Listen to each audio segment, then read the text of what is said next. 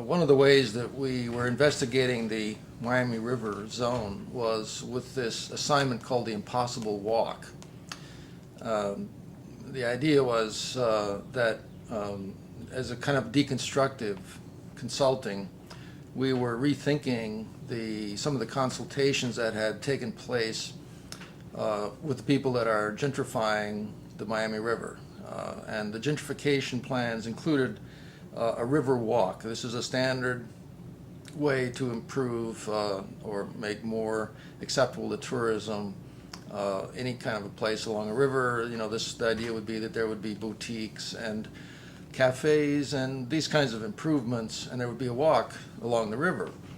Well, the way the river exists now, of course, is that it is impossible to move along the river. In fact, some people in Miami don't even know the river's there, depending on where they live, because there's 12 bridges that go over, and you just pass over this river on these bridges, and there's no road that runs all along the river. So right now, it's really impossible to get a sense of the river as a whole, as a river.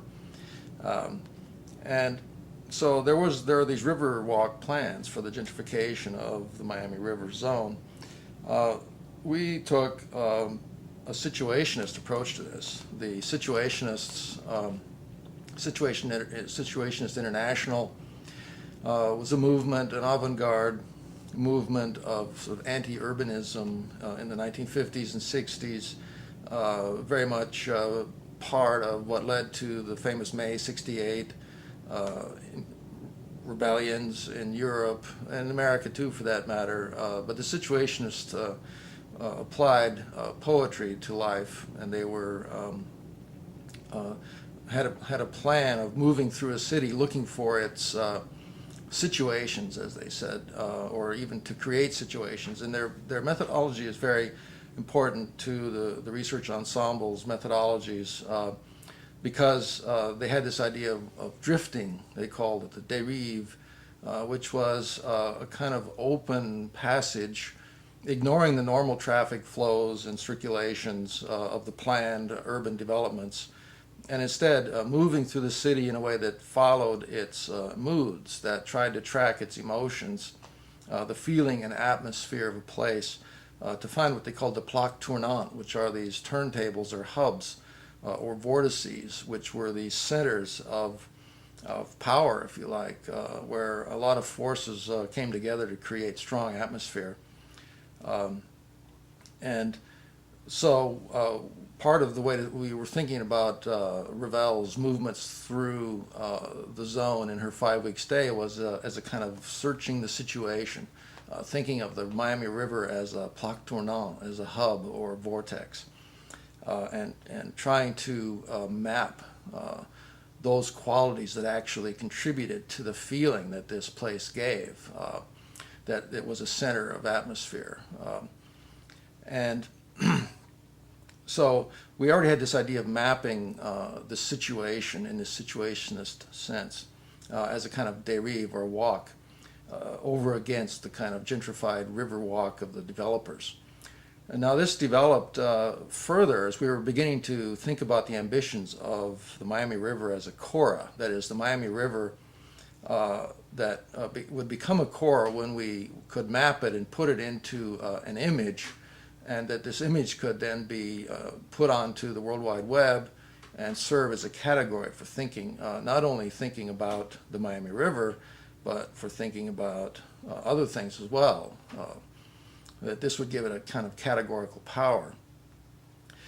So the way this worked in terms of discovering this map, we had several models. One of the models was that of Euler in Königsberg. Euler is the mathematician who invented topological geometries, graph theory in 18th century Germany. And there was a game in Königsberg where Euler lived. Königsberg is a city like Miami, sitting on a river on the coast, just off the coast, port city. And the river had an island in it, and there were 7 bridges that connected the different parts of the city across this river and the way that the river flowed around this island. And one of the sort of local games was just to sort of puzzle about, well, was it possible to take a tour, to walk around the center of the city of Königsberg without ever passing over any one of the bridges twice? Well, it had always been a game, and people had fooled around with it and things. And Euler was the one who figured this out. And in figuring it out, he basically invented graph theory. And he figured out it had to do with the number of vertices and paths between vertices. And he discovered that, in fact, it wasn't possible to walk around the center of Königsberg without passing over one of these bridges more than once, that was not possible to do. Now, part of the interest of this for us was both that there was this little game of walking around the city and crossing its bridges that led to the invention of one of the most powerful mathematics of modern times. That was important, but also it had extra significance because Königsberg, for a long time, was considered to be the capital of philosophy in Europe, and the reason for that was that it was the home of Immanuel Kant. And Kant, it wasn't just that Kant lived and grew up and lived his entire life in Königsberg, but that famously part of his regime was that he would take a walk every day. And there's streets there that he would always walk on that were called the Philosopher's Walk. And so we had this idea of Kant playing the Königsberg bridge game and walking, thinking about, as he walked, thinking about his profound philosophies, the categorical imperative, his Copernican revolution in thought, in which he realized that we couldn't know the things in themselves, that we could only know our own thoughts, or that we could only know phenomena, but not directly things. This very profound and important philosophy that he was walking around Königsberg doing a kind of drift or dérive in this parlor game of thinking about movement through the city, movement through a space.